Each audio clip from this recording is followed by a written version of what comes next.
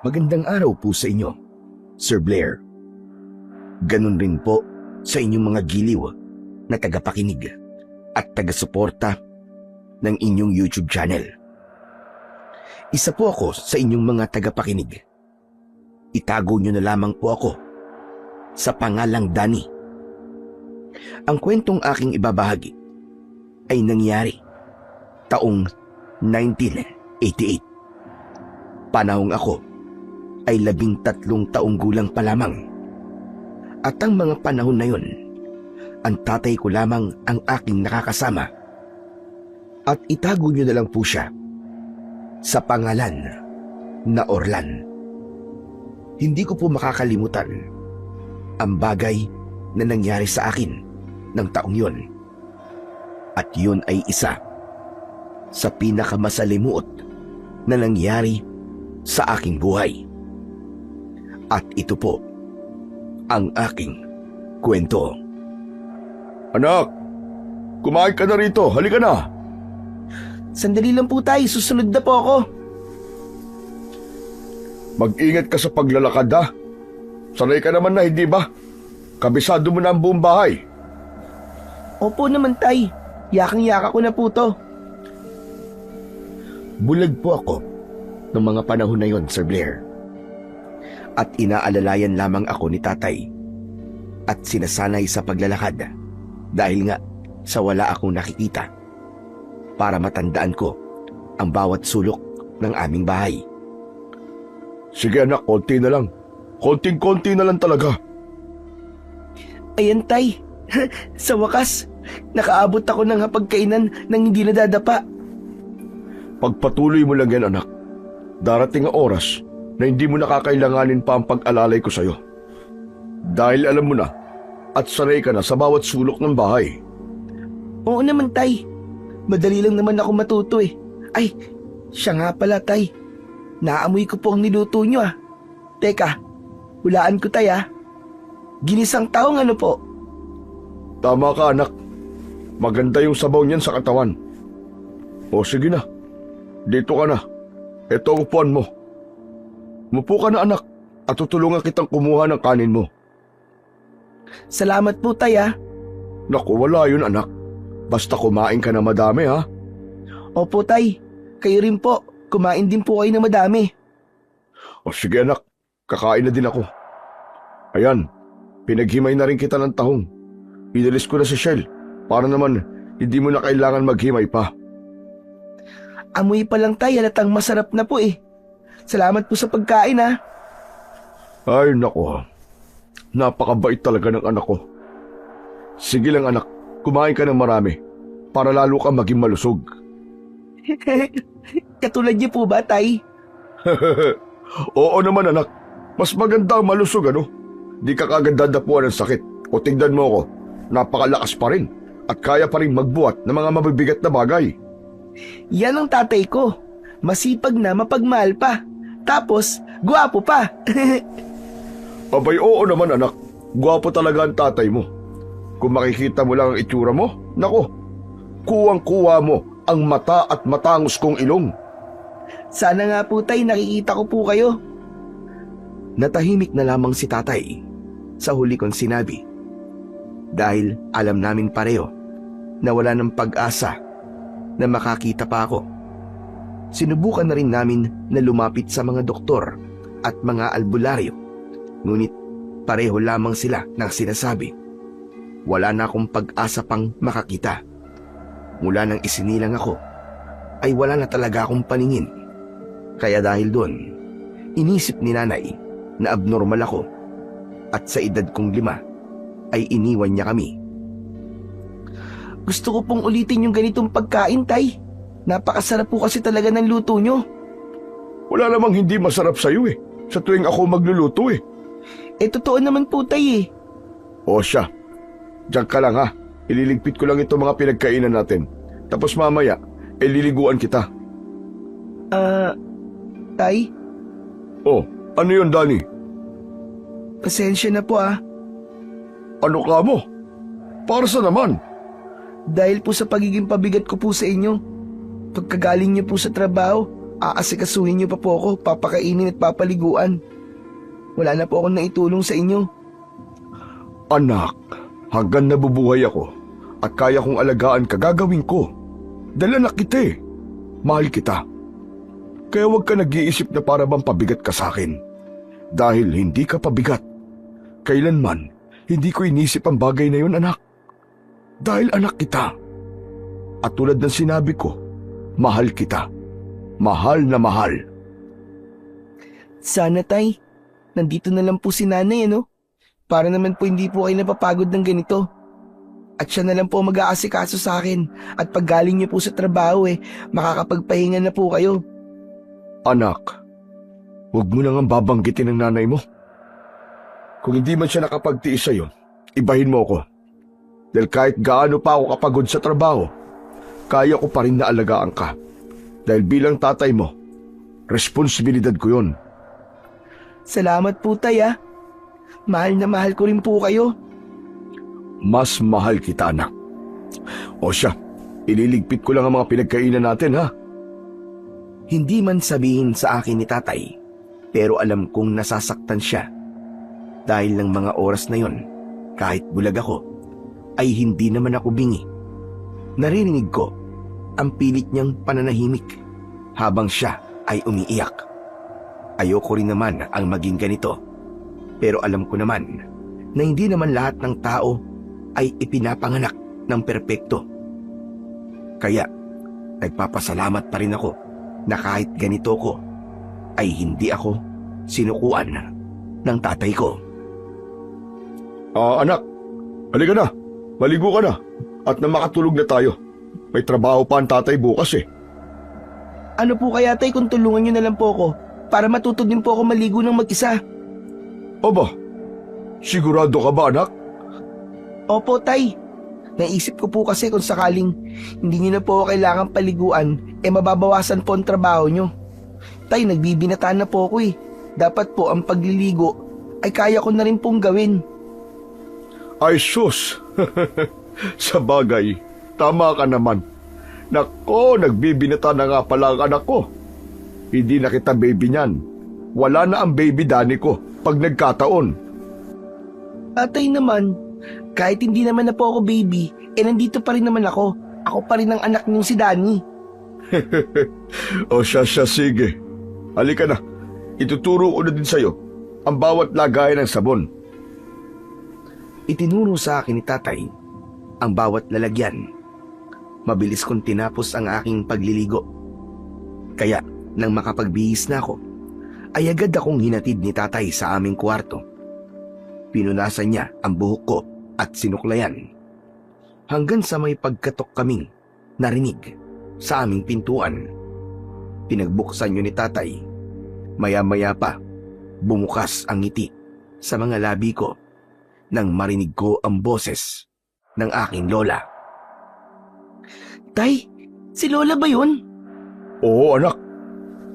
Aba, totoo na ba itong nakikita ko? Ang apo ko na ba talaga ito?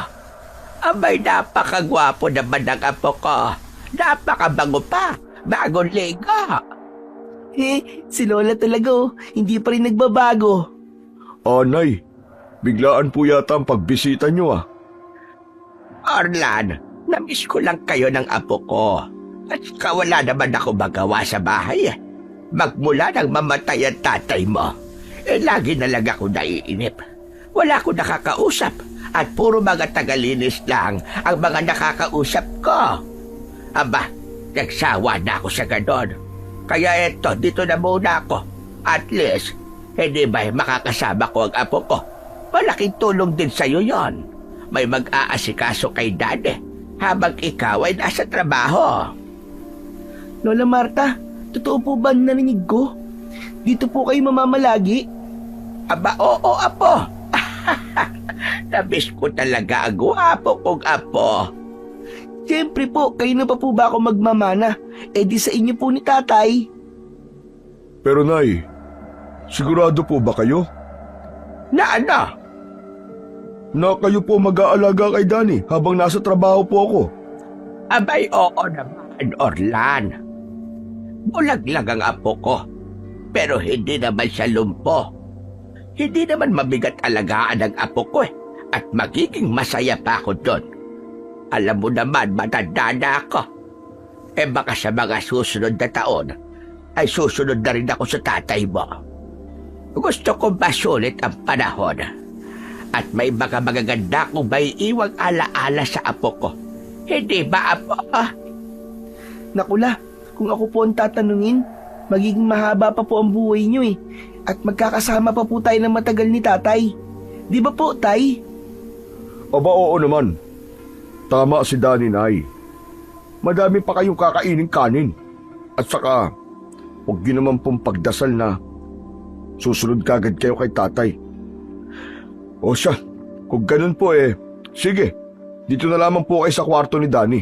At doon naman ako sa kabilang kwarto para naman magamit at hindi mabakante. O siya, sige.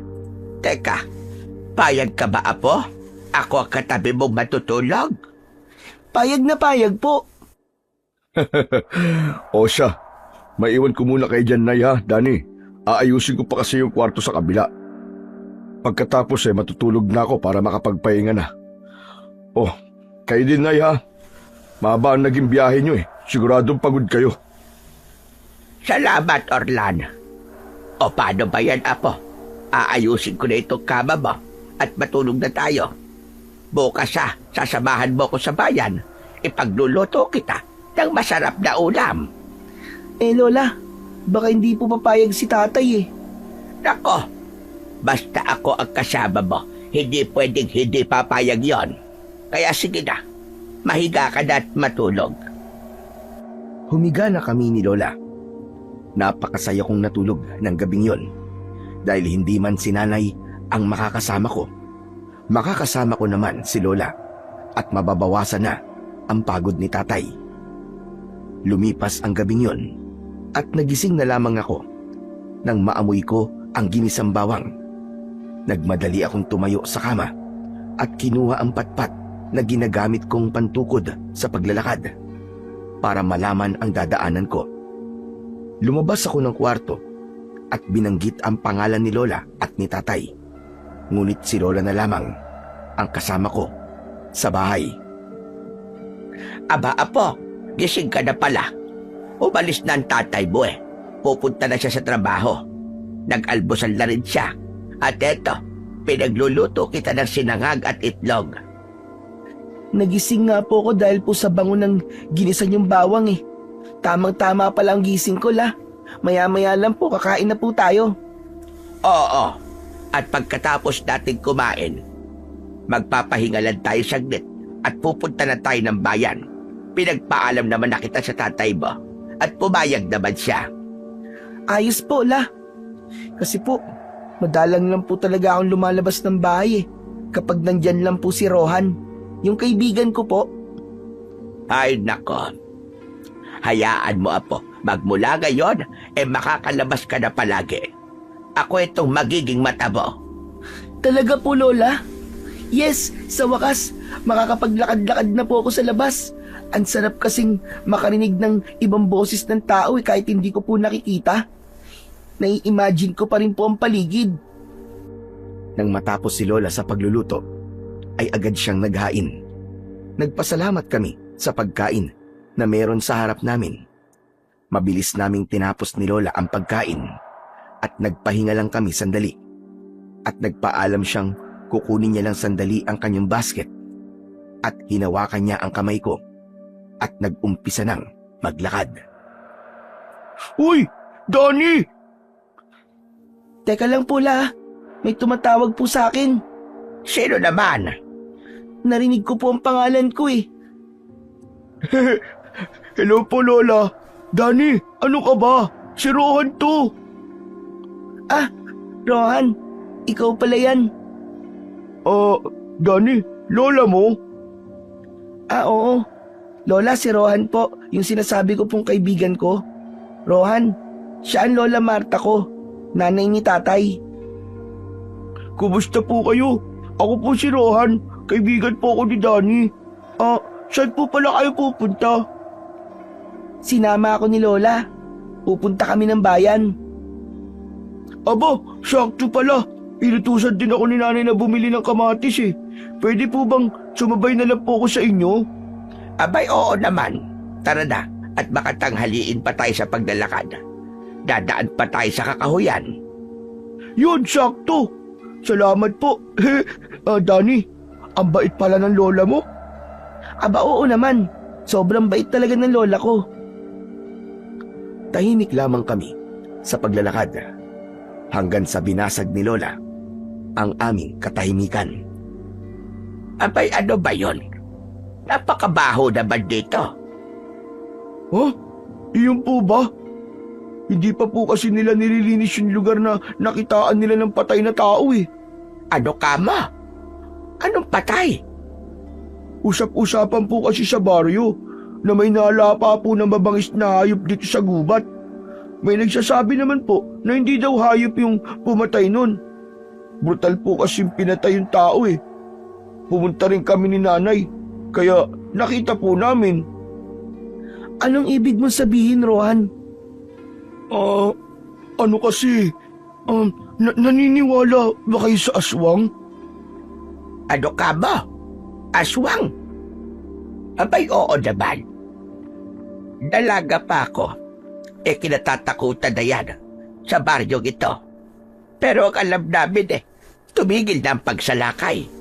Misteryoso daw silang nawala. Lola Marta, ano po yung aswang? Ang mga aswang, apo, ay mga nilalang sa dilim. Tulad nating mga tao, ay may iba't ibang uri na lahi ng aswang. Kilala sila bilang mababangis na nilalang.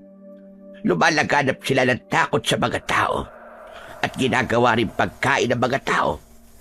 May ilan na mas gusto ang mga bata sa sinapupunan. May mga aswang naman na mas gusto ang dugo at labang loob ng tao.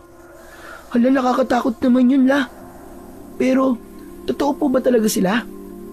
Totoo sila, apo. Totoo. Kung ganun pala, dapat po tayo mag-ingat. Kung may aswang man po, dapat wag na pong lumalabas ng gabi ang mga tao. Mahirap yun, Danny. Kasi alam mo naman sa baryo natin maraming manginginom ng tuba. Kaya imposible hindi sila lalabas ng bahay. Tulad nung natagpo ang patay, manginginom yun. Naalala mo ba yung kinuwento ko sa'yo noon? Si Mang Martin, yun ang gulo sa tindahan ni Aling Lupe dahil hindi siya pinautang ng tuba. Siya yung natagpo ang patay. Ang daming sinasabi ng tao. May paniniwala yung iba na baka mabangis na hayop lang daw. Pero sabi ng matatanda, aswang daw ang pumatay sa kanya. Pero iniimbestigahan pa naman hanggang ngayon. Nakakatakot naman yung ganun, Rohan. Buti na lang, hindi ako nakakagala ng gabi, lalo na pag wala akong kasama. At kahit naman may kasama ka, apo, ay hindi kita pababayaan na gumala ng gabi dahil walang mga puso ang mga aswang. Wala silang pinipili, lalong-lalo na mga bata. Dahil mas gusto nila ang dugo at laman ng bata dahil sariwa pa ito. Ano ba yan? Nangingilabot tuloy ako. Dahil sa narinig ko, hindi na nila ako gagala ng gabi. Mahirap na. Wag na talaga, Rohan. Dahil katulad ng sinabi ni Lola, kung may aswang nga, dapat mag-ingat na. Baka ikaw pa tong sumunod na maging biktima. Tama ka, Danny. Natapos ang usapang yon, nang tuluyan na kaming nakalabas ng kakahuyan. Narinig ko si Lola. Tumawag siya ng isang pedicab upang maihatid kami sa bayan. Mabilis naman kaming natapos sa pamimili hanggang sa nakauwi na kami. Humiwalay na rin sa amin si Rohan at nagpasalamat siya sa libreng pedicab ni Lolo dahil daw dun ay hindi na siya napagod sa malayong paglalakad.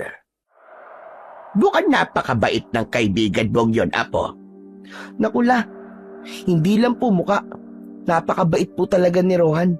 Kapag nga po may nang aasar sa akin dahil po bulag ako, lagi po siyang dumadating sa tamang oras po para po ipagtanggol ako. Nako, salamat naman at nagkaroon ka ng kaibigang kagaya niya. Natutuwa ako At may mga bata pang katulad niya. Oo nga po, swerte ko din. Dahil hindi po siya nagsasawang maging kaibigan ako. Ay, siya nga pala. Yung tungkol po sa mga aswang na nabanggit niyo po kanina, Lola. Ano po bang mga itsura nila? Ang mga itsura nila ay iba-iba. May mga aswang na hindi mo akalain na aswang pala dahil sa angkin nilang magandang panlabas. Ang iba naman, may anyong putol ang pang-ibabang katawan. Basta apo, hindi mo sila gugustuhin na makita dahil may mga aswang na ubod ng pangit. Nakakita na po ba kayo ng aswang, Lola? Oo, apo. Ang mga aswang na minsan ng biktima ng napakaraming tao sa baryong ito. Dalaga pa ako noon. Wala pa ang tatay mo. Bago pa lang kaming mangnobyo ni Lolo Carlito mo. Ang mga aswang na yon ay tinatawag na kiwig. Kiwig? Tama apo, kiwig. Tahimik lamang sila kung umatake. Ngunit mababagsik. Ang madalas nilang pinupuntirya ay ang mga mahihina na ang katawan o tulog. Ngunit kung may mga tao silang nakikita at kaya nila itong patayin, ay tahimik nila itong papatayin. Hilig nila ang atay ng tao. May mga kiwig naman na lahat ng laman loob ng tao ay kinakain nila at wala silang ititira. Grabe naman po yun, La, nakakatakot. Kinikwento niyo pa lang po kinikilabutan na talaga ako eh. Kaya kung nagbalik na naman ang kampo ng kadiliman na kiwig, ay kahit sa gabi o kahit sa loob tayo, ay dapat pa rin tayo mag-ingat. Dahil tulad na sinabi ko, tahimik sila, ngunit mabagsik. Si tatay po ba? Alam niya po ba ang tungkol sa kanila? Nang dumating sa mundo ang tatay mo, hindi niya na naabutan ang mga kiwig. Dahil mistulang mula nang maglaho ang mga aswang na kiwig. Isang gabi lang, bigla na tumigil ang kanilang pagsalakay. Kaya hindi ko na alam kung pinaniniwalaan ng tatay mo mga aswang. Dahil doon, palagi ko rin ikinikwento sa kanya ang tungkol sa mga aswang na kiwig. Sana po, hindi aswang ang gumawa doon sa lasinggero. Kasi kapag nagkataon na may aswang nga, siguradong uunahin nila ako. Kasi wala po akong kakayahan na ipagtanggol ang sarili ko. Nako apo, kung sakaling meron nga, abay hindi ka naman namin pababayaan ng tatay mo. Nandito si Lola. Ipagtatanggol kita. Kung nakikita mo lang ang katawan ng tatay mo, ay nako, baka sa katawan lang na matakot na ang mga aswang na yon. Dahil mas mukha pa siyang kayang kumain ng tao sa laki ng tiyan niya. Wala, si Lola talaga oh. Lagot po kayo kay tatay pag narinig ka po nun. Kahit di ko naman po makita nahahawakan ko naman po yung tiyan niya eh. Bilog na bilog po. Tignan mo itong batang ito. Isa ka ring palaasar. Oh, ano ba yan?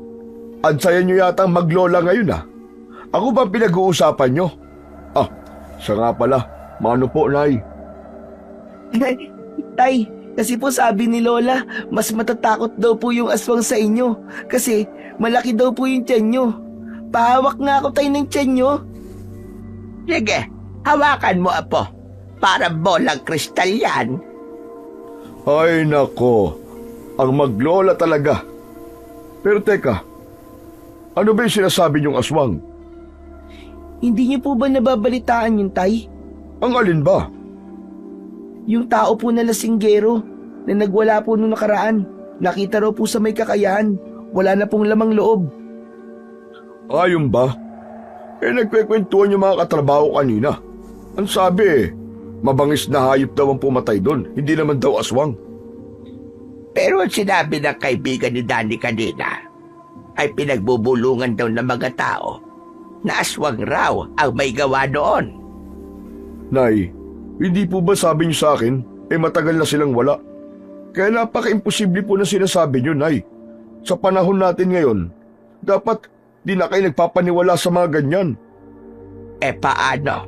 kung nagbalik na ang mga aswang. Paano po kung hindi, Nay? At mabangis na hayop lang talaga ang may gawa nun. Huwag na kayo magbanggit ng tungkol sa mga aswang, Nay. Matatakot lang po si Danny niyan eh. Hindi tay, ayos lang po. Gusto ko rin naman po makatuklas ng ibang bagay eh. Kahit nabulag ako, may alam naman po ako sa mundo.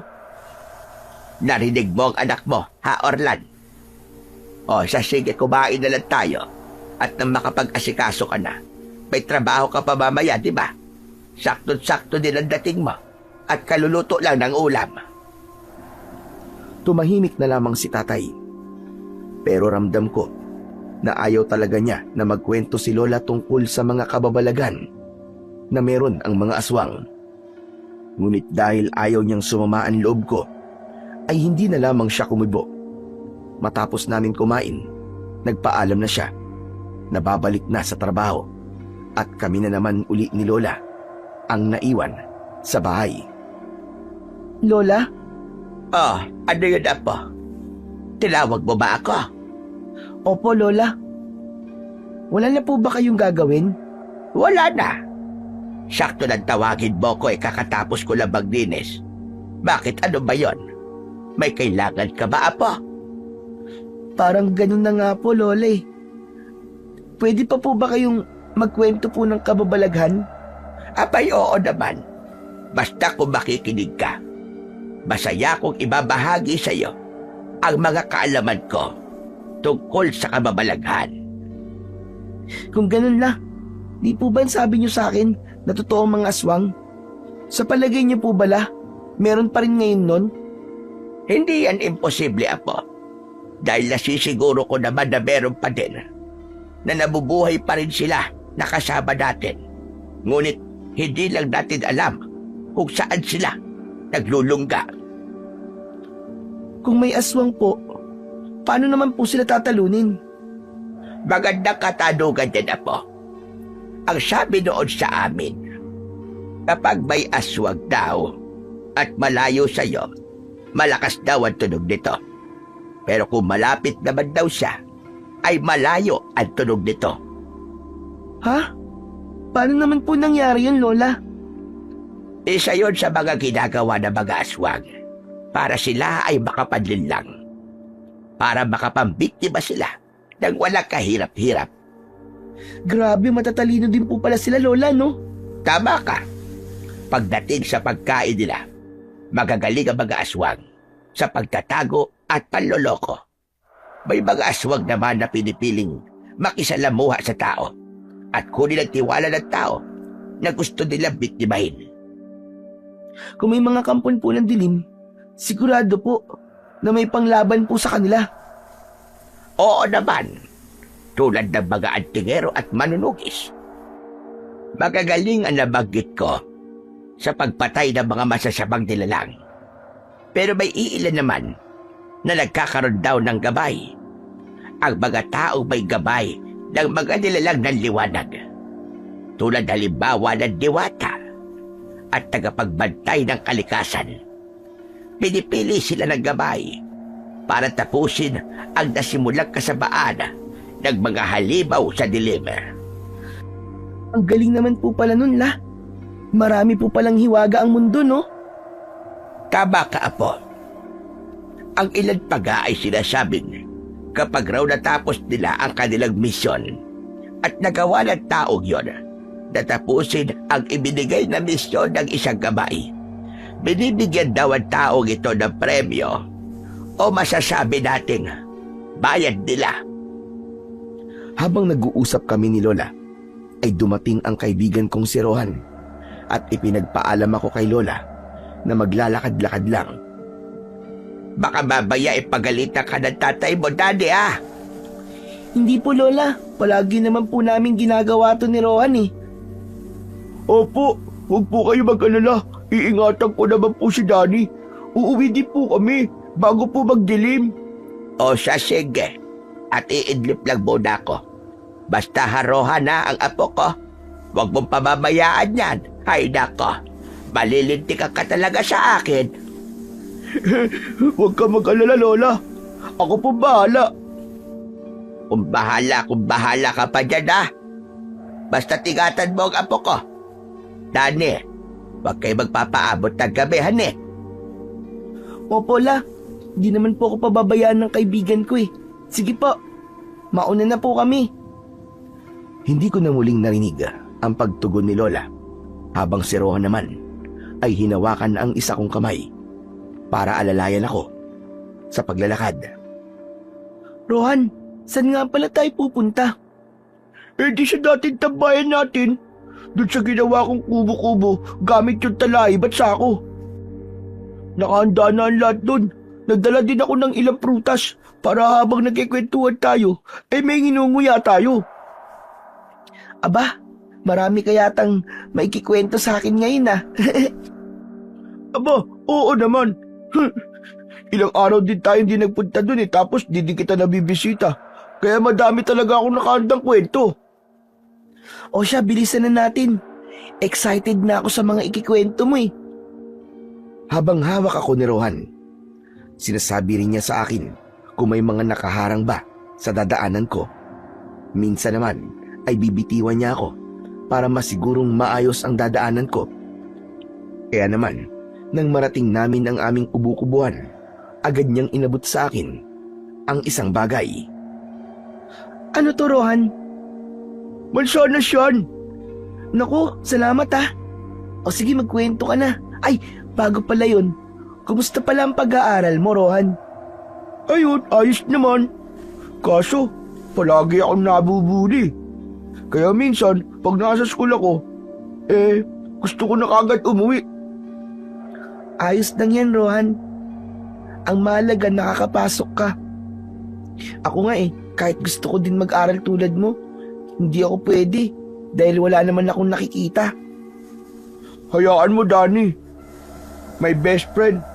Mag-aaral ako mabuti at magtatapos at magiging doktor ako. Magaling na doktor. Kahit matanda na tayo, di kita iiwan. Kapag nangyari yun, gagamutin ko ang mata mo para makita mo ang kapugian ko. Grabe, iiyak na sana ako sa sinasabi mo kasi may kaibigan akong handang maging magaling na doktor para gamutin ng mata ko. Kaso naisingit mo pa yung kapugian mo Umatras tuloy yung luha ko. Naku, totoo naman na pogi ako Pero kahit na, Rohan, ang sabi kasi ng mga doktor at albularyo, wala Wala na raw akong pag-asang makakita. Dahil pinanganak na raw ako na ganito. Ay basta, magiging magaling na doktor pa rin ako. Mas magaling sa tumingin sa mga mata mo.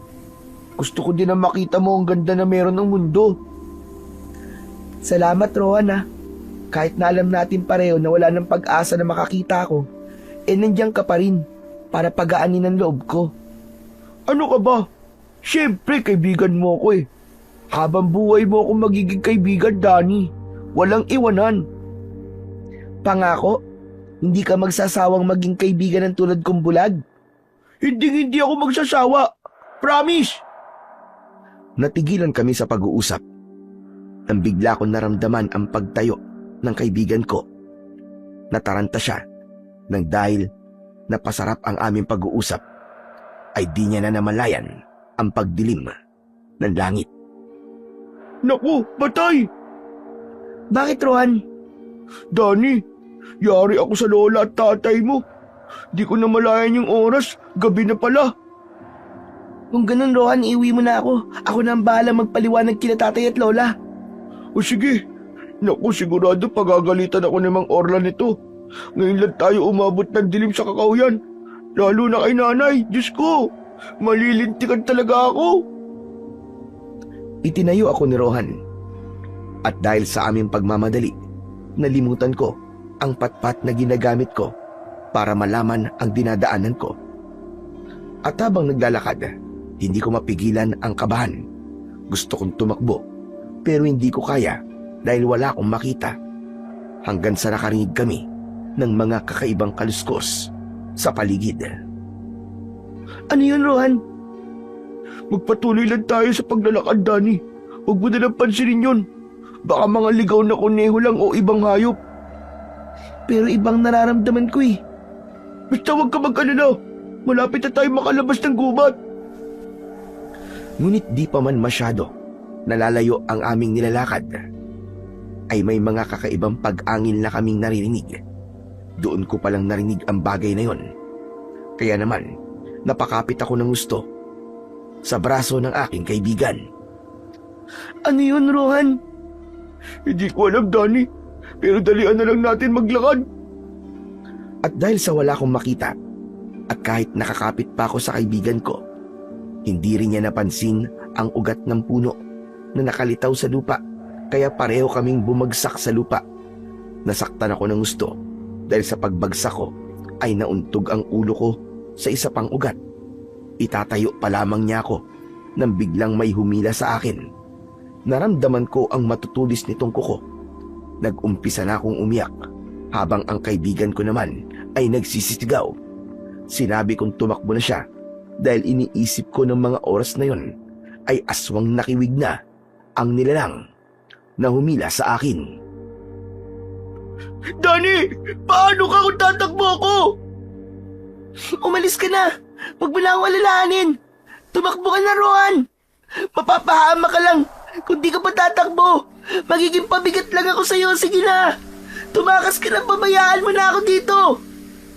Ayoko, Danny! Hindi kita iiwan! Umalis ka na! Tumakbo ka na, Rohan! Humingi ka ng tulong kay tatay, bilisan mo! Babalik ako! Babalikan kita, Danny! Huwag ka mag-aalala! Hihingi ako ng tulong sa mga tao! Narinig ko ang pagtakbo ni Rohan. Maliban doon, may mga paa din akong narinig na sumunod sa kanya, habang ang nilalang naman na nasa aking tabi ay hinawakan ng mukha ko. Wala nang tigil ang paglabas ng luha sa mga mata ko dahil sa labis na takot. Maawa kayo sa akin. Huwag niyo ako papatayin, pakiusap. Bulag ako at walang kakayahan na lumaban. Kaya pakiusap, huwag niyo ako papatayin. Maawa na kayo. Yun nga ang gusto namin. Yung mga mahihinang kagaya mo at walang kakayahang lumaban. Bata pa po ako. Huwag niyo po ako patayin, pakiusap. Gusto ko pa mabuhay. Ikaw ang nakuha namin. Kaya naman, wala ka nang magagawa kundi ang umiyak at magmakaawa. Tatay! Lola, tulungan niyo po ako! Tulong! Natawag ko na lamang si tatay at lola ng mga oras na yon dahil sa takot ko. Maya-maya pa, naramdaman ko na lang ang unti-unting pagtusok ng matatalim na bagay sa aking hita. Sumigaw ako ng malakas dahil sa sakit. Hanggang sa nakarinig ako ng kakaibang pag-apak ng lupa. Parang hindi lang dalawa ang paa.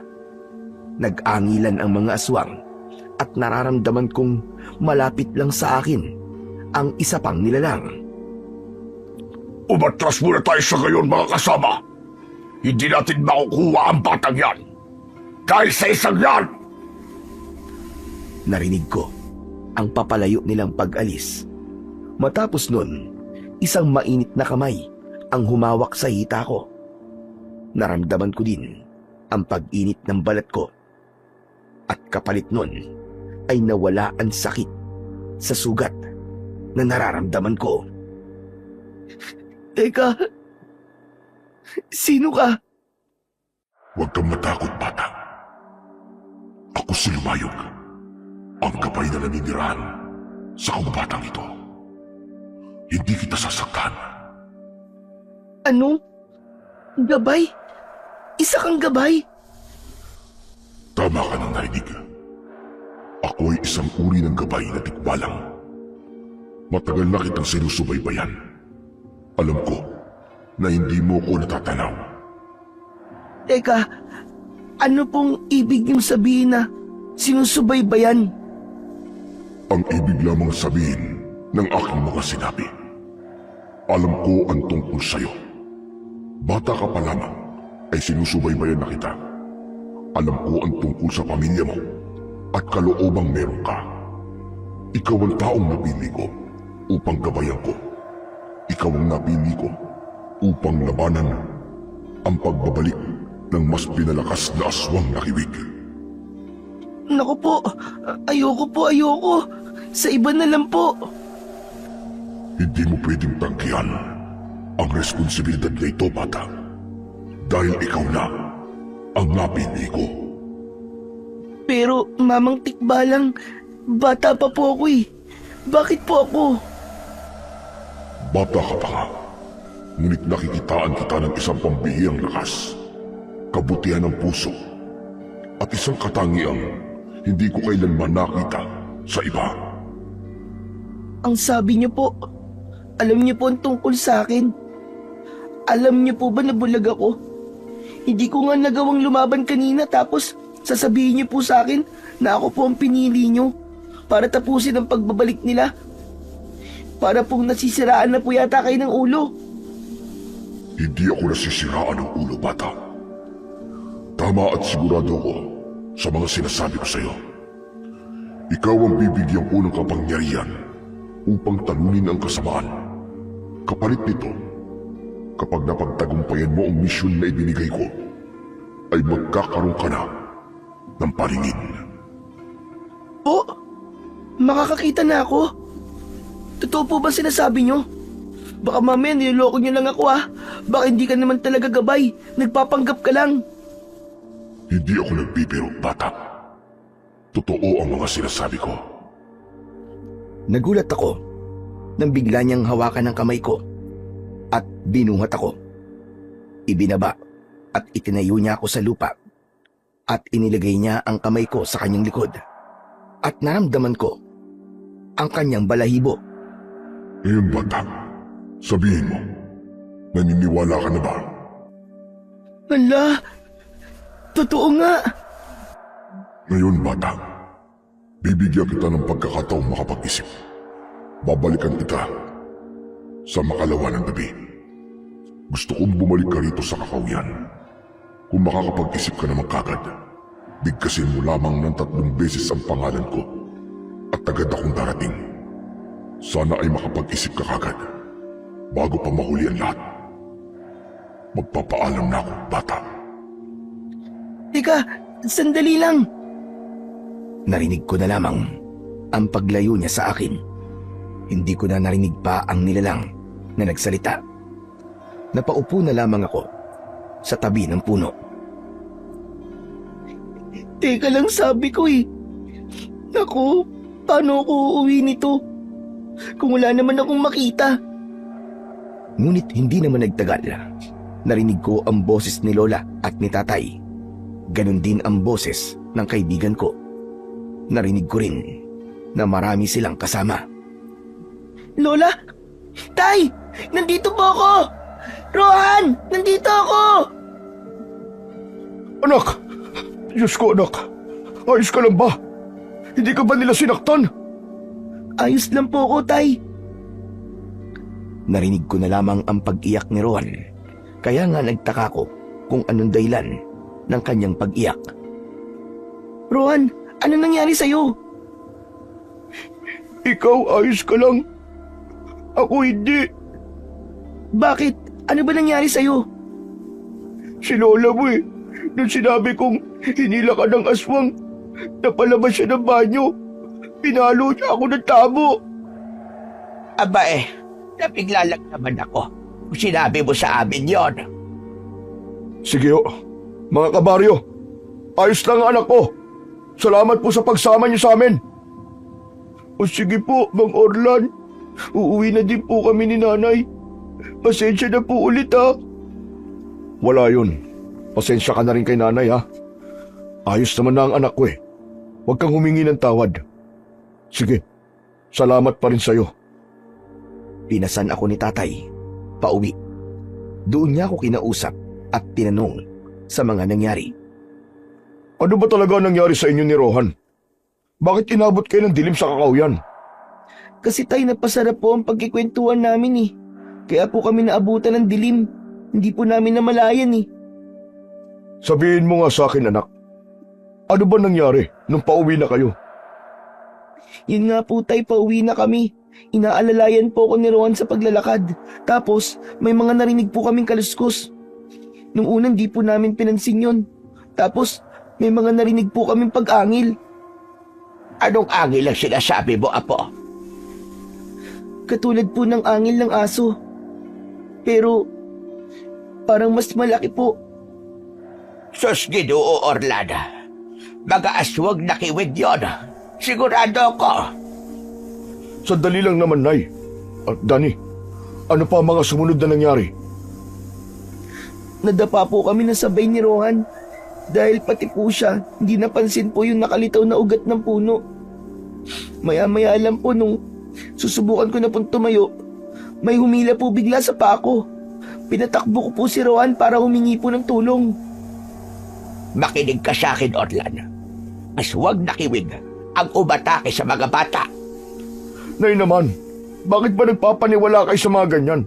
Imposibleng may aswang sa panahon natin ngayon. Tay, sandali lang po. Sa tingin ko po tama po si Lola. Sa tingin ko po aswang nga po yun.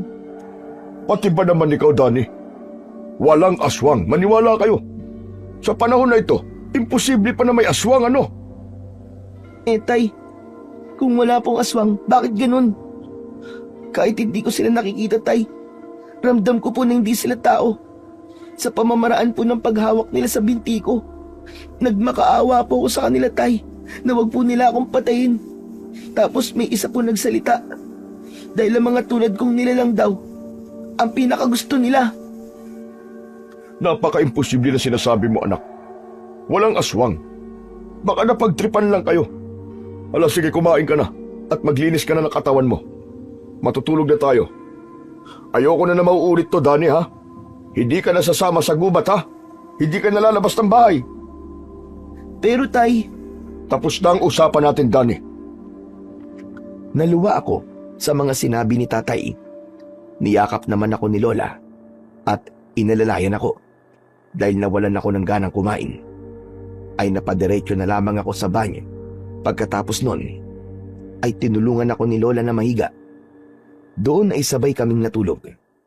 Kinabukasan, hindi ko kinausap si tatay. Halos kalahating araw yon. Kahit sabay din kami na kumain sa pagkainan, ay hindi ko siya kinausap. Ganun rin siya. Pagpatak ng hapon, dumating muli si Rohan at kinumusta ako. Ayos lang naman ako, Rohan. Kaso, di na ako pwedeng lumabas ng bahay eh. Hala, bakit naman? Ayaw na ni tatay eh. Kasalanan ko to eh. Kung binantayan ko lang talaga yung paglubog ng araw, di sana tayo gagabihin sa kakauyan. Pasensya ka na, Danny, ha? Ayos lang, Rohan. Wala ka namang kasalanan kaya huwag ka mag-alala. Pero teka, nakita mo ba yung nilalang na humila sa akin kagabi? Aba, oo naman. Mukha silang aso na ewan. Pero nakakatayo sila gamit ang dalawang paa. Ano sa tingin mo? Mga aswang ba yun? Oo, Danny, sa tingin ko aswang yun. Sinabi ko din kay nanay ang tungkol dun eh, pero ayaw niya maniwala eh. Di naman daw totoo mga aswang. Ganun nga rin si tatay eh. Ayaw niya din maniwala sa akin. Pero ako, naniniwala ako. Lola? Naniniwala ako sa mga sinasabi mo, Apo. Dahil sa mga sinabi mo palang kagabi, natunog ng nilalang na muntikan na kumain sa inyo, ay nasisiguro kong mga aswang nakiwig yon. Kiwig po? Oo, Rohan. Tama ka nang narinig. Nabanggit ko na rin sa apo ko ang tungkol sa mga aswang na may hilig sa mga mahihinang tao. Pero kakaiba lang, kahit sa mga di natutulog, ay umaatake sila. Teka po, natutulog ba kanyo? May naalala po ko. May isang buong pamilya po na tagpo ang patay sa loob ng bahay. Yung dalawa mga matatanda daw po. Ang kinuha lang sa kanila ay atay. Sa mga bata naman po, lahat ng lamang loob. Hindi ka ba nagbibiro sa mga sinasabi mo, Rohan? Hindi ah. Alam mo naman ako kapag may nasasagap na balita, agad kong ibinabalita eh. Kaya nasisiguro ko na aswang nga sila mga bata. Aswang ang mga pumapatay. Sadyang sarado lang talaga ang isipan ng tatay mo. Kaya hindi siya naniniwala sa mga ganyang bagay. Pero Lola, mga nganib po ang buong baryo, kundi po kikilos sa mga tao. Hindi lang po yun. 3 pamilya po ang namatay sa isang gabi lang. Diyos ko, lumala ang mga kiwig. Sa tagal yata ng panahon ng kanilang pananahimik, lumakas yata ng gusto ang kanilang puwersa. Dahil sa mga sinabi nila, napaisip ako at naalala ko ang tikbalang na gabay na aking nakausap. Pinag-isipan ko ng mabuti. Hindi na ako nagsalita at hinayaan ko na lamang si Lola at si Rohan na mag-usap. Hanggang sa umalis na ang kaibigan ko. Lola, kung ang mga aswang nakibig po ay mas lumala pa sa pag-atake at pagpatay ng mga tao, ano po ang gagawin niyo ngayon? Lalabanan ko sila, Apo. Kung para sa pamilya ko, lalabanan ko sila nang walang pagdadalawang isip. Lola, ang mga gabay po ba hindi nagsisinungaling? Hindi, Apo. Hindi nagsisinungaling ang mga gabay dahil binuhay sila upang humanap ng taong kanilang gagabayan. Bibigyan ka ng kapangyarihan na labanan ang kasamaan. Sandali, bakit mo naman naitanong yan? Wala lang po, Lola. Naisip ko lang po bigla. Pinili ko na lamang na hindi sabihin kay Lola. Dahil yun ang sa palagay kong tama. At dahil naawa ako sa mga tao, napagdesisyonan ko na tanggapin na ang inalok ng tikbalang. Kaya pagdating ng gabi, alam kong tulog na silang lahat. Lumabas ako ng kwarto habang gumagapang. Kinapaka ko ang saig hanggang sa umabot ako sa pintuan ng aming bahay. Lumabas ako at naglakad palayo. Hindi ko alam kung saan ako papunta hanggang sa huminto ako dahil sa nakapako ang isang bato sa paanan ko. Muntik na ako dun ah. Teka, ano nga pala ulit yung pangalan ng gabay? Naku, nakalimutan ko. Paano ba yan? Nasaan na kaya ako ngayon? Tumayo lamang ako habang iniisip ang pangalan ng gabay. Kung minamalas nga naman oh, bakit ko ba kasi kinalimutan? Ano ba yun? Luyog ba yun? Naku, parang hindi naman. Ay, tama! Lumayog! Binigkas ko ang pangalan niya ng 3 beses. Maya-maya pa, nakaramdam ako ng presensya na para bang may kasama ako. Lumayog? Ikaw ba yan? Sa tingin ko, tinawag mo ko dahil may kailangan ka. Ano yun? Nakapagdesisyon ka na ba, bata? Oo, nakapagdesisyon na ako. Hindi dahil sa sinabi mo na kapag natapos ko ang misyon ay makakakita na ako. Gagawin ko to para sa mga tao, para protektahan sila. Kung ganun, tama lang talaga na ikaw ang bibigyan ko ng kapangyarihan. Dahil dyan, tanggapin mo ang buhok ko. Ha? Ano namang gagawin ko sa buhok mo? Lunukin mo, bata. Ano? Lulunukin? Bakit ang buhok mo? Akala ko ba bibigyan mo ako ng kapangyarihan dahil may misyon ako? Bakit buhok ang binibigay mo sa akin? Dahil magmumula ang kapangyarihan sa buhok ko na hawak mo. Ngayon, gawin mo na ang sinabi ko. Lunukin mo na ang aking buhok. Sigurado ka? Teka, ano bang klaseng kakayahan na makukuha ko kung sakaling malunok ko to? Lalakas ang iyong pandinig at lalakas palalo ang iyong pandama. Bibilis ang pagtakbo mo. Hindi mo na kailangan makakita o makita ang mga nasa paligid mo. Sa pakiramdam mo lang malalaman kung nasaan ang iyong mga kalaban. Dagdag pa nun, hindi ka mao ang lalakas sa'yo. Kung di ang bawat sipa mo, ang kailangan mo lang ay isang matinding konsentrasyon. Yung usapang konsentrasyon po, kahit po maingay sa paligid, kaya ko po yun. Lalo na po sa pakiramdam. Dahil kahit Di po ako nakakakita. Malakas po ang pandama ko. Kung ganun, lulukin mo na ang buhok ko. Sinunod ko ang sinabi ng tikbalang. Nilunok ko ang kanyang buhok. Nagulat na lang ako nang naramdaman ko ang pag-iinit ng buo kong katawan, pananakit ng dibdib at hirap huminga. Nakaramdam ako na para bang binabanat ang buto ko sa bandang binti. Di rin nagtagal ay umayos na rin ang nararamdaman ko. Kaya naman umuwi na ako sa bahay. Namangha ako dahil hindi man ako nakakakita.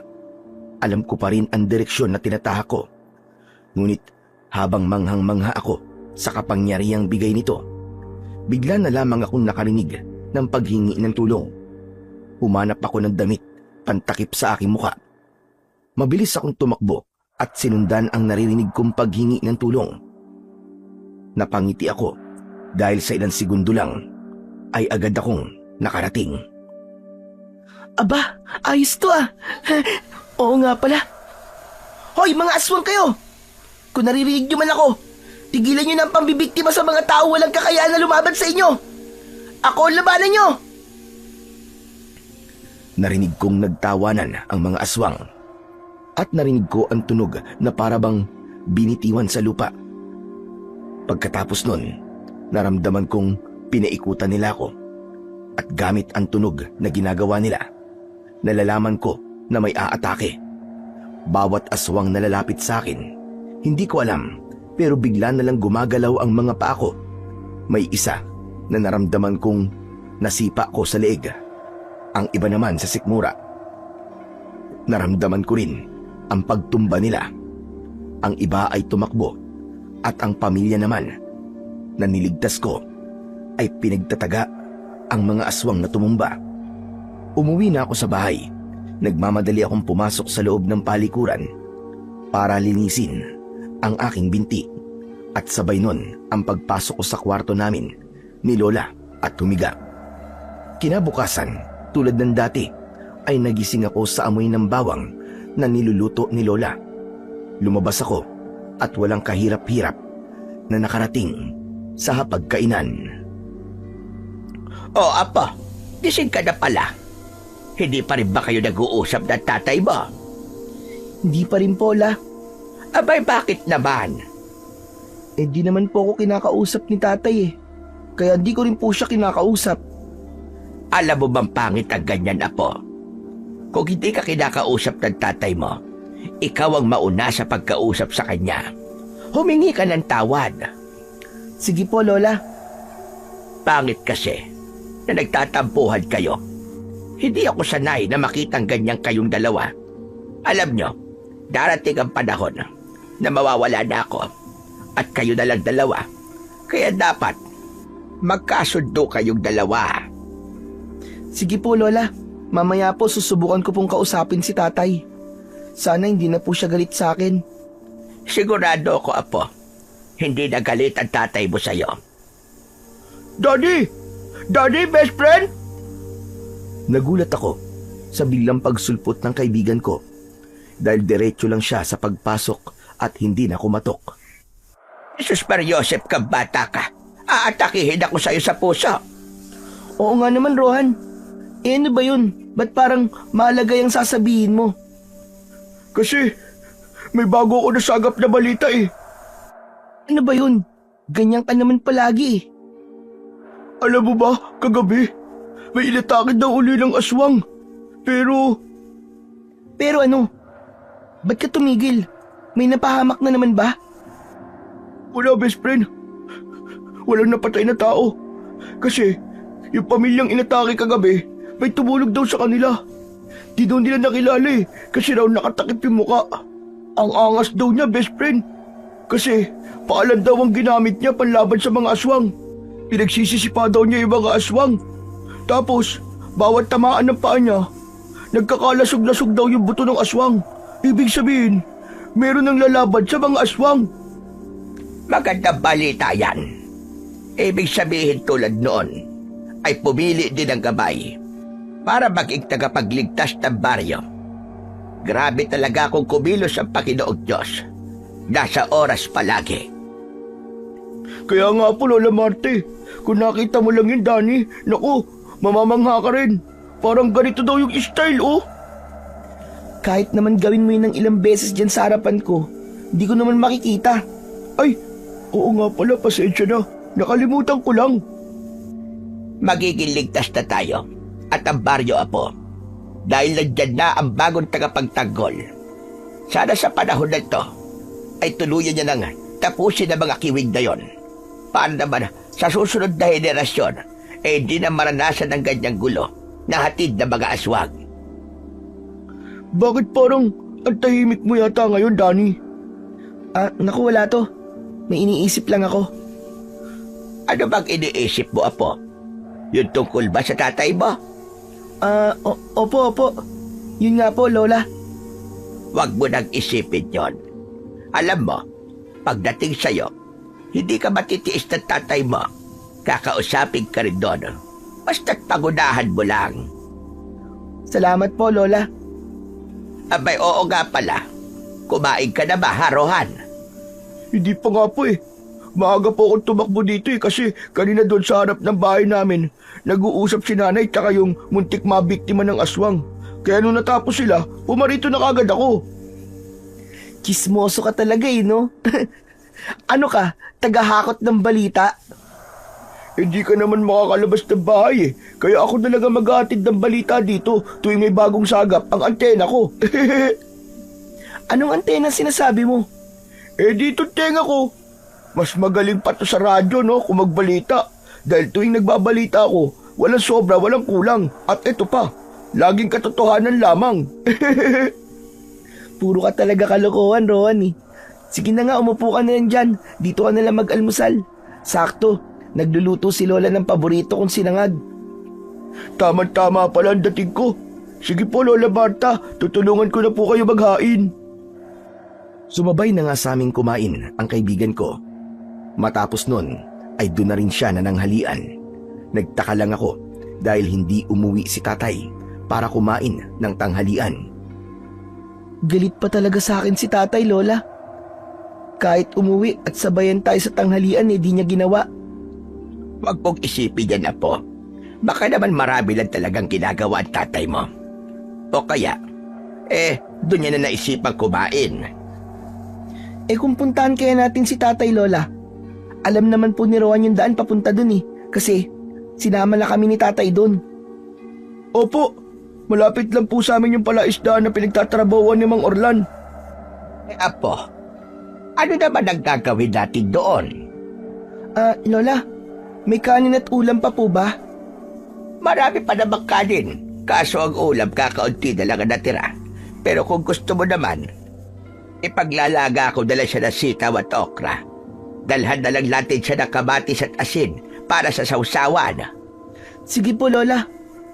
Ngayon lang kasi ginawa ni tatay ito Noon kasi kahit nagtatampuan kami, umuuwi siya para kumain. O siya, sige. Madali lang naman ito. Maghintay ka lang ng ilang minuto. Sige po, Lola. Salamat po. Iniwan kami ni Lola para gawin ang paglalaga ng gulay. Habang naiwan naman kami ng kaibigan ko. Oh, best friend, anong opinion mo sa nagligtas doon sa mga tao kagabi? Sana mapagtagumpayan niya kung ano man ang misyon niya.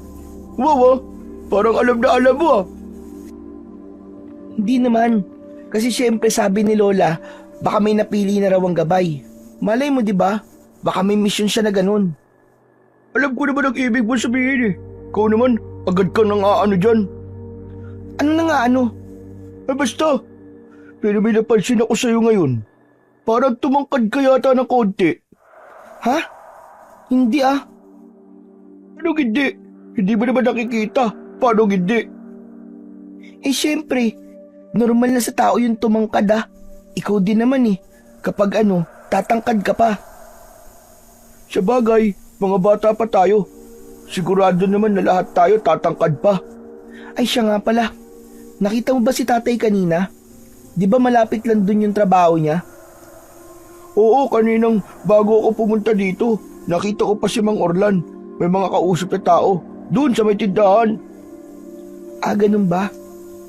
Gusto ko kasing hatiran siya ng pagkain Baka nga marami siyang ginagawa tapos hanggang ngayon hindi pa din siya kumakain. Sure ako, matutuwa yun pag pinuntahan mo siya. Sana nga, Rohan. Kasi naman, mula nung nangyari sa atin yun sa kakauyan, hindi pa din kami nag-uusap ni tatay. Ayos lang yan. Magiging maayos din kayo ni Mang Orlan. Normal lang naman yun Kami nga din ni nanay, kung minsan nagtatampuan din kami.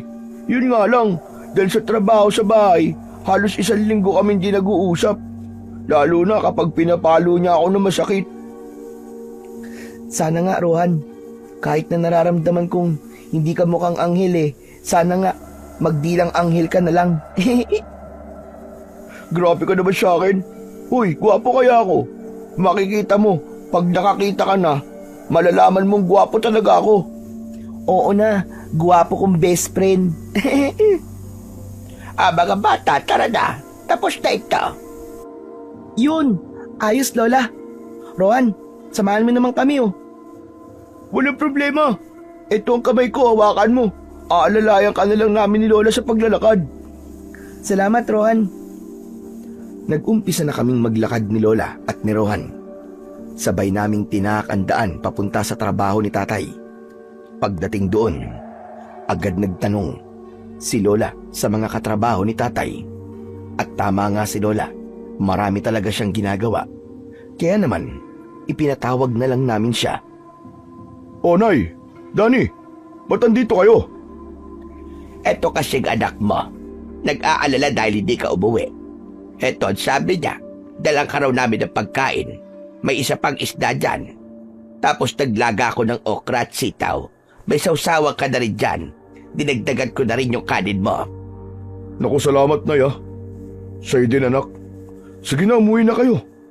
Napakainit ng sikat ng araw Tay, pasensya na po pala nung nakaraan Sa bahay na lang tayo mag-usap, Danny. Marami pa akong gagawin. Sige na, Nay. Iwi niyo na po si Danny. Tay, di naman po kayo gagabihin, di ba? Hindi ko alam Ang dami naming gagawin. Kailangan kasi yung mga isda maihatid na ng boss ko sa kabilang baryo. Marami kasi ang order. Sa tingin ko makakauwi ako, madilim na. Kung ganun po tay, mag-iingat po kayo. Oo naman anak. Sige na, Nay. Umuwi na po kayo. Salamat po sa pagkain Kakainin ko to maya-maya lang. Tatapusin ko lang yung ginagawa ko ron. O siya, sige. Aalis na kami. Mag-iingat ka, Orlan. Hihintayin ka namin sa bahay babaya. Hindi na tumugon si tatay kaya naman naglakad na kami pauwi. Humiwalay naman si Rohan sa amin dahil daw uuwi na siya. Nagpasalamat siya sa pagkain kaya naman kami na lang ni Lola ang naiwang naglakad. Pagdating sa bahay ay di ako mapalagay dahil parang pakiramdam ko sa gabing darating ay may hindi magandang mangyayari. Apo, kanina mo pa pinupukpok ang kamay mo sa lamesa. Ano ba nagyayari sa yung bata ka? Wala po la. Ewan ko ba bakit hindi ako mapalagay. Bigla na lang kumakabog ang dibdib ko. Hindi ko masabi lang kung anong dahilan Dalalagyan ang sobrang pag-iisip mo sa tatay mo, Apo. Baka kasi iniisip mo na hindi pa rin kayo magiging maayos mamaya. Hindi po ganun la. Iba po talagang nararamdaman ko ngayon. Hindi talaga maganda. Di ko naman masyado iniisip yung ganun la Wala nga po laman ng utak ko Basta, kinakabahan lang po talaga ako. O eto, uminom ka na lamang ng tubig, Apo. Kung ano man yan, wag mo na lamang pansinin.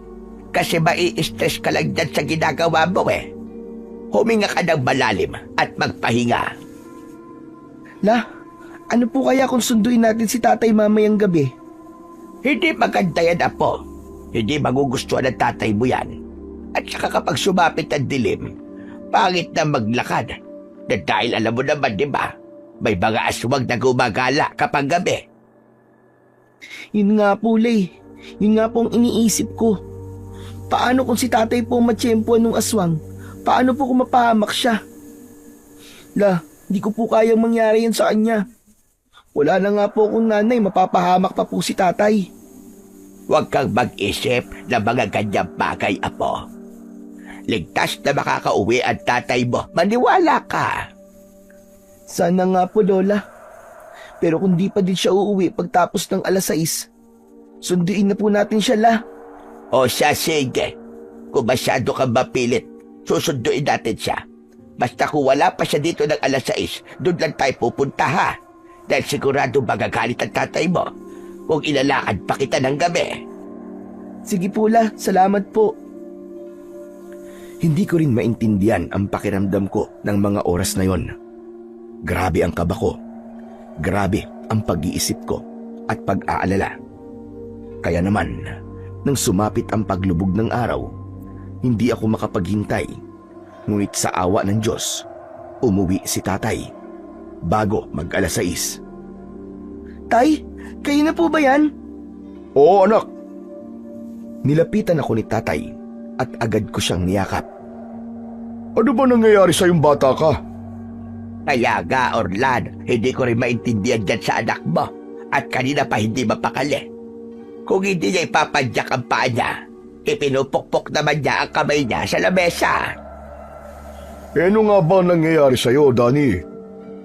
Hindi ko nga rin po alam, tay. Pero sobra po ang kaba na nararamdaman ko eh. Aba, bakit ka naman kakabahan? Hindi ko nga po alam. O siya, kumain na tayo at matulog. Baka pagod lang yan. Hindi po, tay. Wala naman po akong ginagawa sa bahay. Halos nakaupo nga lang po ako eh. At sa kakain tulog lang po ako. Paano po ako mapapagod? O sige na, kumain na tayo. Nay, eto ho pala yung pinagkainan ko kanina. Nilinisan ko na po yan doon. Sige, kumain na tayo. Inalalayan ako ni tatay at pinaupo sa upuan. Sabay-sabay kaming muli na kumain ng gabing yon. Ngunit ang kabog sa dibdib ko ay hindi pa rin mawala. Kaya nang matapos kami, agad kaming pumasok sa mga kanya-kanya naming kwarto. At tulad ng dati, katabi kong muli si Lola. Agad kong naramdaman ang pagtulog nila, habang ako ay mulat pa rin ang mga mata, hanggang sa lumalim na ang gabi at isang pamilyar na boses ang narinig ko. Si Rohan! Maingat at mabilis akong lumabas. At kahit wala akong nakikita, sinundan ko ang boses na naririnig ko. Pagdating ko doon, sigawan nilang magnanay ang narinig ko. Doon ko naintindihan ang kabog sa dibdib ko.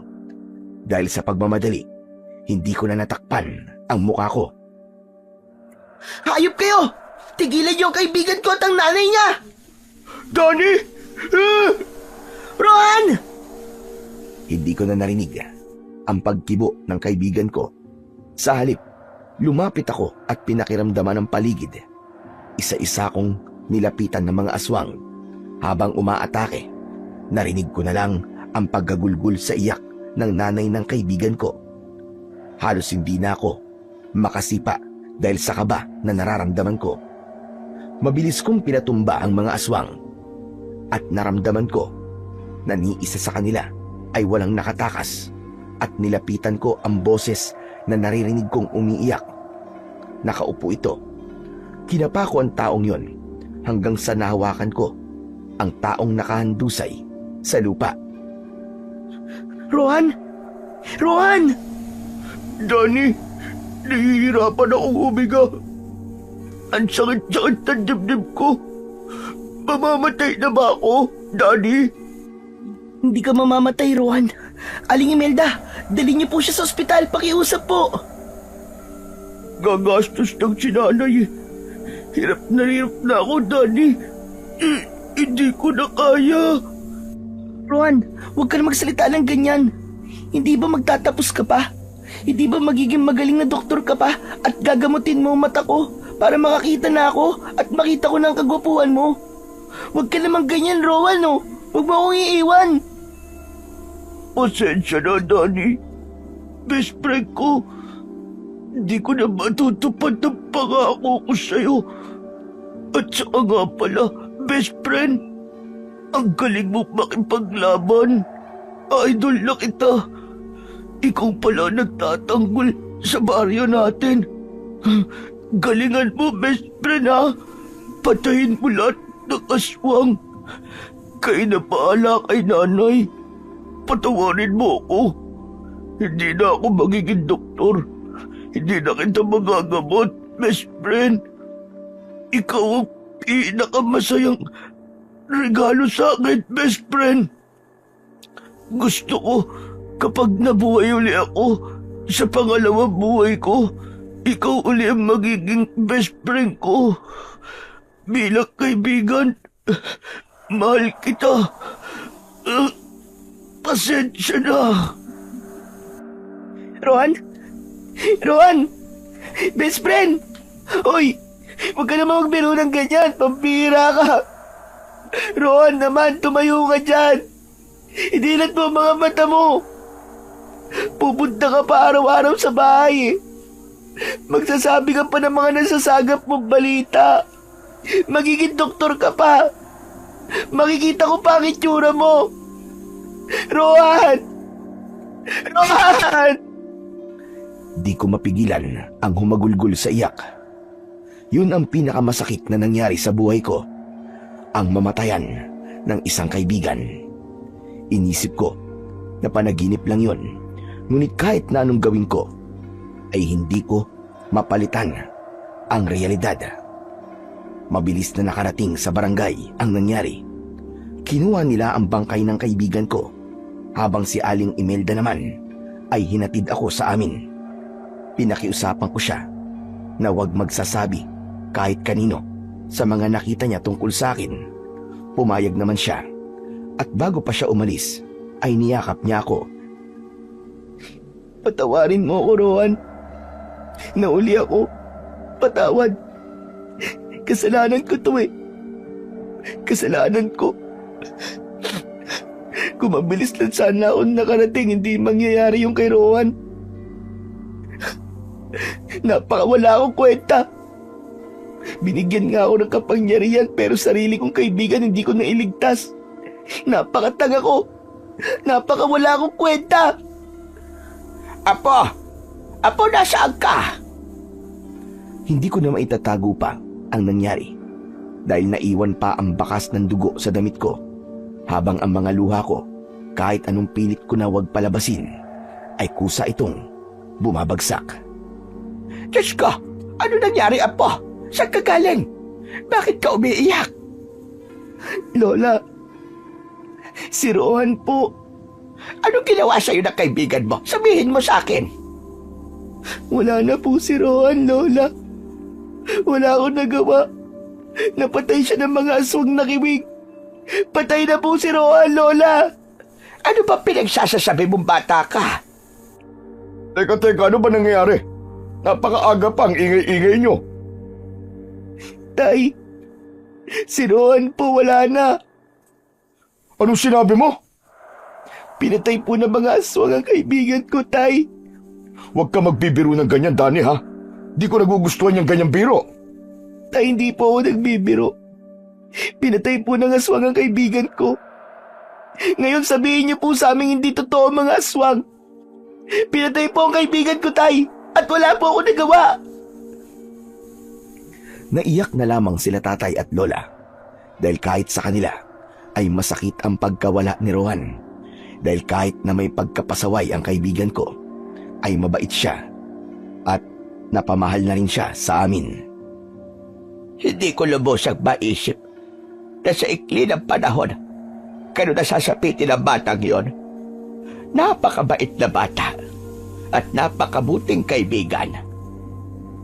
Kung alam ko lang po, Lola, hindi ko na po siya pinauwi. Yung almusal at tanghalian na pala ang magiging huli namin na magkasama kami. Napakawalang kwenta ko. Akala ko nagbibiro ka lang, anak.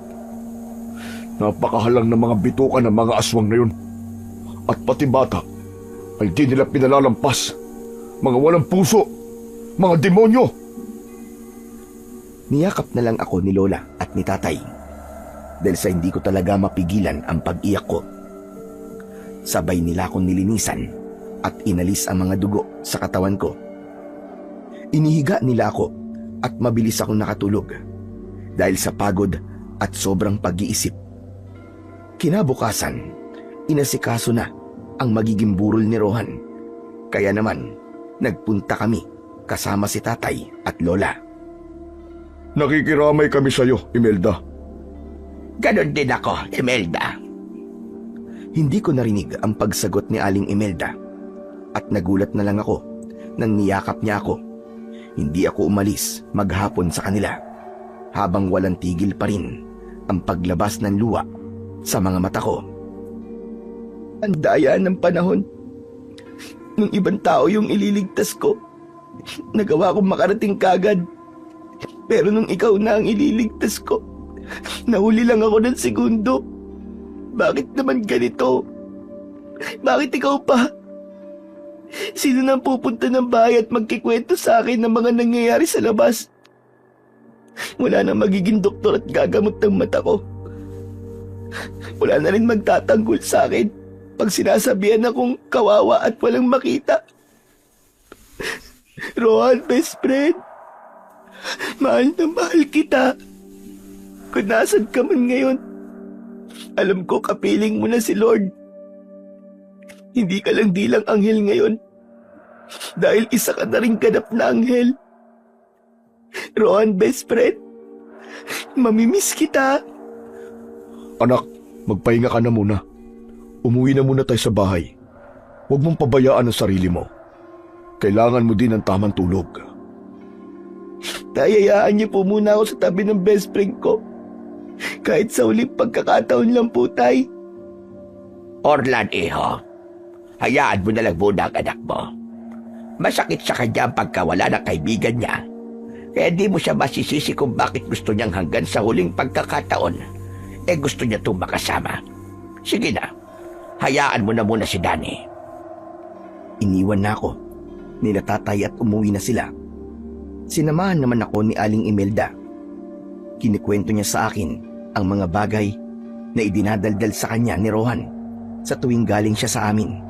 At kapag magkasama kami sa aming kubu-kubuhan, doon ako lalong naiyak. Doon ko lalong naramdaman ang pagmamahal niya bilang isang kaibigan. Aling Imelda, pasensya na po kung wala po akong nagawa. Kung sanang di po ako nahuli, buhay pa sana si Rohan.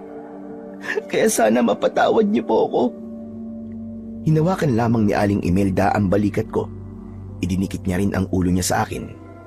At sinasabi din ang mga pangarap pa ni Rohan. Kasama doon ang pagiging doktor niya balang araw. At dahil sa mga aswang nakiwig, ay malabo na yung mangyari. Huwag po kayong mag-alala, Aling Imelda. Sisingilin ko po ang mga aswang na yon at sisiguraduhin ko po nahuli na si Danny sa papatayin nila. At bilang tagatugis, sa taon na to, matatapos na po ang lahi ng mga kiwig na yon. Pinapangako ko po yan. Maya-maya pa ay bumalik na sila lola at tatay. Iniuwi nila ako at bala ko na lang bumalik kinabukasan. Naging tahimik naman sa baryo ng gabing yon.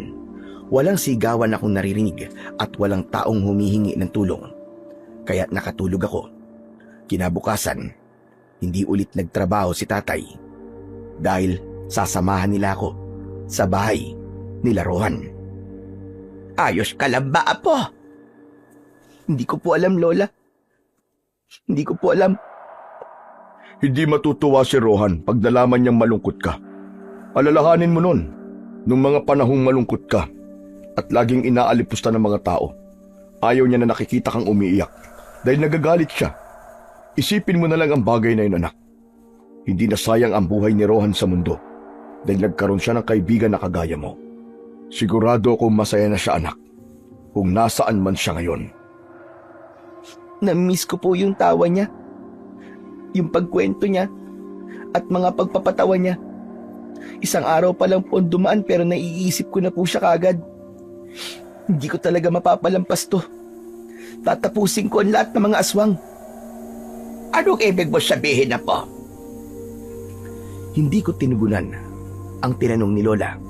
Sa halip ay nagpahatid na ako sa loob ng kwarto. Pinilit nila ako na kumain. Ngunit dahil sa sakit na nararamdaman ko, ay tumanggi ako. Apo, magmula kaninang tanghali hindi ka kumain. Puro tubig lang yan laman ng tiyan mo. Hindi po ako nagugutom, La. Dani anak, kahit konti lang kumain ka. Hindi po talaga ako nagugutom, Tay. Maraming salamat na lang po. Gusto ko maagang makapagpahinga. O siya, sige. Dito na lang muna ako sa sala ha. Para makapagpahinga yung utak mo.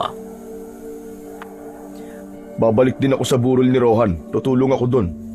Alam mo naman na para ko na ding anak yung kaibigan mo na yun eh.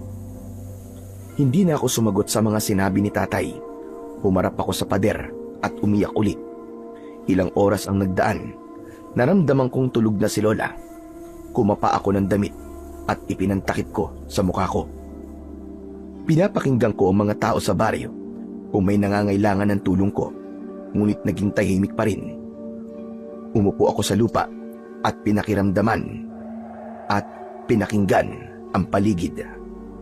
Hanggang sa narinig ko na may mga paparating na hindi gaya ng lakad ng tao at papunta yon sa kinaroroonan ng burol ng kaibigan ko. Nalintikan na! Nandun si Tatay! Makikita niya ako! Bahala na! Mabilis akong tumakbo.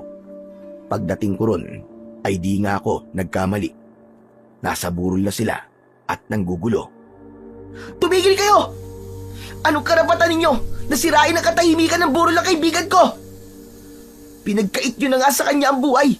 Lalapastanganin nyo pa, pati ang gabi ng burol niya. Teka! Nakikilala kita, bata. Ikaw yung batang nahila namin sa kakauyan. Yung halos maihina sa short dahil sa pagmamakaawa. Oo, ako nga yun. Tignan mo nga naman. Napakalakas ng loob mong magsalita rito. Pero alatas sa'yo na wala ka naman makita. Bakit? Wala namang makita mga diwata na tatapat sa amin. Kaya naman, pumili na lang ang gabay na pinadala nila ng kung sino para itapat sa amin. Huwag ka masyadong mayabang dyan, aswang ka. Dahil kung ang mga kasama mo nga ay walang nagawa, mas lalo na ikaw. Mahina ka lang na nilalang, bata. Tulad ka rin ng mga taong nagsisigawan na ito. Wala ka rin magagawa at gagapang ka sa lupa at magmamakaawa ulit sa akin na huwag kang patayin. Managinip ka ng gising, aswang ka. Dahil ngayong gabi, uubusin ko ang lahi nyo. Wala akong ititira at papatayin kita. Lahat kayo ng mga kasama mo. Kung ganon, mga kasama, sugurin niyo siya! Mabilis kong inalis ang tsinelas ko. Nagyapak ako para mas maramdaman sa lupa ang bawat pag-atake nila. At halos lahat ng mga susugod sa akin ay napatumba ko at ramdam ko na marami pa rin sila at pinaiikutan ako. Kung ganon, malakas pala ang pakiramdam mo, ha? Malakas pala ang pandinig mo. Ano kaya ang gagawin mo kung may itatapat kami sa'yo? Hindi ko alam ang ibig sabihin ng aswang. Basta bawat maramdaman kong aswang na malapit sa akin ay pinapatumba ko gamit ang sipa. Ngunit maya-maya pa ay nagulantang ako nang malakas na pinalo ng iilang aswang ang yero. Sumakit ang ulo ko dahil sa sobrang ingay na naririnig ko. Dani! Anak! Ay! Ngunit dahil sa lakas ng pagpukpok ng mga aswang sa mga yero, ay nawala ang konsentrasyon ko. May iilan naman akong natatamaan ng sipa, pero marami sa kanila ang nasugatan ako. Ano, bata? Huwag mong maliitin ang lahi naming mga kiwig. Dahil kung akala mo matatalo lang kami ng batang tulad mo, nagkakamali ka. Lumaban kayo ng patas! Huwag niyong gamitin sa akin ang kahinaan ko! Bakit? Batas naman ang ginagawa namin, ha? Sadyang alam lang namin ang kahinaan ng isang tulad mo. E paano kung ang tatay mo naman ang isunod namin sa kaibigan mo? Huwag ang tatay ko! Sino ka para utusan ako? Hindi ko na narinig ang aswang. Ngunit ilang sandali pa Ang sigaw ni tatay ang narinig ko. Subalit kahit na gusto ko siyang lapitan at ipagtanggol, tuloy pa rin ang mga aswang sa pagpalo ng mga yero. Bitiwan mo ako, demonyo ko! Bitiwan mo ako! Paano kung ayaw ko? May magagawa ka ba? Hayop kang aswang ka! Wag ang tatay ko! Wag mong idamay ang tatay ko dito! Laban natin to! Kaya wag ka mandamay ng ibang tao!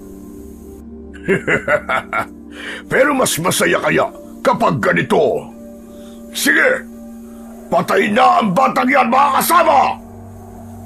Napuno na ako ng bugbog sa katawan. At ng mga oras na yon, akala ko ay susunod na ako sa kaibigan ko. Nahiga na ako sa lupa at ipinikit na ang aking mga mata. Ngunit narinig ko ang boses ni Lola. Tumayo ka, Apo! Tumayo ka! Labanan mo ang ingay! Isipin mo lahat na masasayang alaala sa pinakamalapit na tao sa puso mo. Isipin mo lahat ng yon. Alalahanin mo mga bagay na pinahahalagahan mo. Dahil sa sinabi ni Lola, naalala ko ang lahat ng pagsasama at masasayang alaala namin ng kaibigan kong si Rohan. Ang mga tawa niya, boses at pagpapahalaga niya. Dahil doon, kahit na maingay ang paligid, nakikita ko ang itsura niya sa isipan ko hanggang sa nakabalik ako sa konsentrasyon at saktong 2 kamay ng aswang na sasaksak sana sa akin ay mabilis kong nahawakan. At habang sumisipa ako, ang 2 aswang na hawak ko ay ginagamit ko rin na panghataw hanggang sa naubos ko ang lahat ng mga kasama ng pinuno nila. Hayop kong matanda ka! Pakialamero ka! Pakialamero! Narinig ko ang pagpagsak ng katawan ni tatay sa lupa at ang pagdaing nito. Pinakiramdaman ko rin ang natitirang aswang at nalaman ko sa pamamagitan ng pandinig at malakas na pakiramdam ay papunta siya sa kinatatayuan ni Lola. Mabilis kong sinundan ang tunog ng patakbong aswang at bago pa man siya tuluyang nakaabot kay Lola ay mabilis ko na itong nasipa. Ikaw na mababang nilalang ka! Hindi pa dito matatapos ang lahat ng ito! Nagkakamali ka! Ngayong gabi ito, matatapos na ang lahat. Wala nang tulad mo ang lalabas sa gabi at papatay ng mga walang kalaban-laban na tao!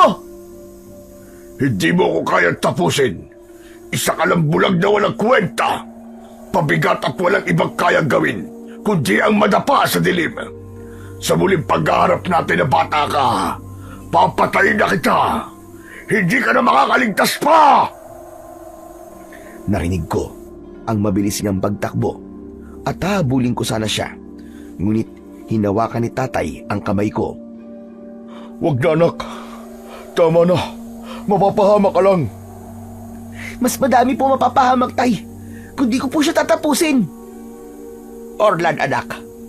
Hayaan mo ang anak mo. Hindi siya pababayaan ng gabay niya. Dahil sa narinig kong sinabi ni Lola, hinila ko ang kamay ko na hawak ni tatay. Mabilis akong tumakbo pahabol sa aswang na nararamdaman ko at umabot ako sa kakahuyan. Dahil sa bilis kong tumakbo, agad ko siyang nahuli. Nahawakan ko siya sa paa at mabilis na ibinilibag. Mabilis kong pinuntahan ang pinagbagsakan niya at gamit ang 2 paa ay tumalon ako pasipa sa aswang. Hindi maaari ito! Hindi maaari! Damhin mo ngayon ang sakit na nararamdaman ko! Isa pa at mabilis kong iginalaw pasipa ang isa kong paa. Ngunit nahawakan niya ito at itinulak ako papalayo. Naramdaman ko ang biglaang paglaki ng aswang sa harapan ko. Bumilis din ang galaw niya. At ang kakaiba, hindi ko siya maramdaman dahil sa bilis ng galaw niya. Ngunit dahil alam ko ang paraan para maayos ang konsentrasyon ko, ay hindi ako gumalaw sa kinatatayuan ko at inisip ko lang ang kaibigan ko. At bigla kong nahawakan ng mabilis ang kanyang paa. Ipinaghambalos ko yun sa lupa at pinagsisipa ang ulo hanggang sa magkadurog-durog ang kanyang bungo. Pagkatapos nun ay nalagutan na ito ng hininga.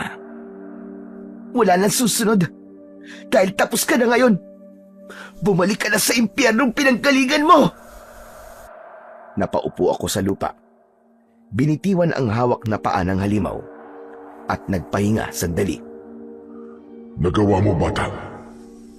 Binabati kita. Dahil dyan, kapalit ng iyong tagumpay, ipinapaubaya ko na sa iyo ang akin po. Hindi ko na ito babawiin pa sa iyo. Pumikit ka ngayon, bata. Teka, para saan? Ba't ako pipikit? Ibibigay ko na sa iyo ang kabayaran ng iyong tagumpay. Akin ang kamay mo at pumikit ka. Ginawa ko ang sinabi ni Lumayog at pumikit ako. Pagkatapos nun, naramdaman ko na wala na ang pagkakahawak niya sa kamay ko. Doon ko iminulat ang aking mga mata. Wala akong ibang nakita sa paligid, maliban sa tanawin, maraming puno at napakagandang langit. Lumingon ako at nang makita ko ang aswang na napatay ko, doon lamang ako nakaramdam ng takot. Hindi ko alam paano ako uuwi, ngunit pumikit ako dahil kapag wala akong nakikita, alam ko ang daan at malakas ang pakiramdam ko. Nakarating ako sa harap ng bahay nila Rohan at doon ko iminulat ang aking mga mata. Anak! Diyos ko, ang anak ko! Apo ko, salamat sa Diyos at ligtas ka. Anong nangyari? Tay! Lola! Dahil sa kasabikan, niyakap ko ang lola at tatay ko. Dahil sa unang pagkakataon, nakikita ko na sila. Di ko mapigilan ang umiyak dahil sa saya. Dahil totoo, binigyan ako ng paningin ng aking gabay na tikbalang. Tatay! Lola! Sa wakas nakikita ko na po kayo! Nakikita ko na po kayo! Talaga ba, anak? Nakakakita ka na? Opo, tay! Pero paano? Ang ibig mo ba sabihin na po? Kaya gano'n na lamang kagaling ka makipaglaban dahil ikaw ang napili ng gabay. Opo, Lola, ganun nga po. Sobrang saya ko po. At nakikita ko na po kayo. Totoo ba ito? Pangarap ko lang ito noon, anak. Ngayon ay nagkatotoo na. Nakakakita na ang anak ko. Mga kapitbahay, nakakakita na si Danny. Diyos ko, salamat sa Panginoong Diyos at sa kanyang mga makapangyarihang nilikha na pinagkalooban kanila ng ganito. Napakasaya ko para sa iyo, Apo. Maraming salamat po, Panginoon. Sandali lang po, tay. Naglakad ako at nakita ko ang puting kabaong. Nag-umpisang muli na tumulo ang luha ko. Nilapitan ko ang kabaong at nakita ko ang kaibigan kong nakapikit. Napangiti ako nang matanaw ko siya. Rohan, best friend, nakakakita na ako. Totoo nga sinabi mo, best friend. Napakagwapo mo nga. Mukha kang anghel. Hindi man natupad ang pangarap mo. Natupad naman ang isa sa mga hiling mo na sana ay makakita na ako, best friend. Rohan, hindi kita makakalimutan kahit kailan. Palagi kong tatandaan ang lahat ng mga sinabi mo sa akin. Lahat ng pagpapatawa na ginawa mo. Lahat. Oo nga pala, best friend. Huwag kang mag-alala kay Aling Imelda. Hindi namin pababayaan ng nanay mo. Pangako yan. Sana nandito ka pa. Sana nakikita mo ako ngayon. Akala ko dati, masaya ang makakita. Pero nang makita kita na nandyan na nakahiga at wala nang hininga, parang binabasag ang puso ko, best friend. Hindi ko alam ang nararamdaman ko. Kung kailan kasi nakakita na ako, doon naman kita hindi makakasama. Alam ko, best friend, nakikita mo ako ngayon. Pinapanood mo lang ako. Lagi mong tatandaan, best friend, ha? Ikaw rin ang pinakamagandang nangyari sa buhay ko. Ikaw ang pinakamagandang regalo na binigay sa akin. Kahit sa maikling panahon, pinakita mo sa akin ang halaga ng pagmamahal ng isang kaibigan. Ng isang totoong kaibigan. Best friend, hindi kita makakalimutan. Maraming salamat sa'yo. Lumipas ang ilang araw at dumating na ang araw ng libing ng kaibigan kong si Rohan. Nandun ako habang pinapanood na ibinababa siya sa hukay. Masasabi ko po, Sir Blair, na lahat ng tao na makikilala natin sa buhay ay hindi magiging permanente. Pero makakabuo tayo ng isang masayang memorya na kasama sila. Bagay na hindi natin makakalimutan. Lumipas ang mga buwan at taon at naging tahimik na po ang baryo namin. Hindi na rin po muling nagpakita sa akin ang aking gabay na tikbalang. Habang ang buhok niya naman ay nanatili sa aking katawan. At sa kasalukuyan naman po ay isa na akong ganap na doktor.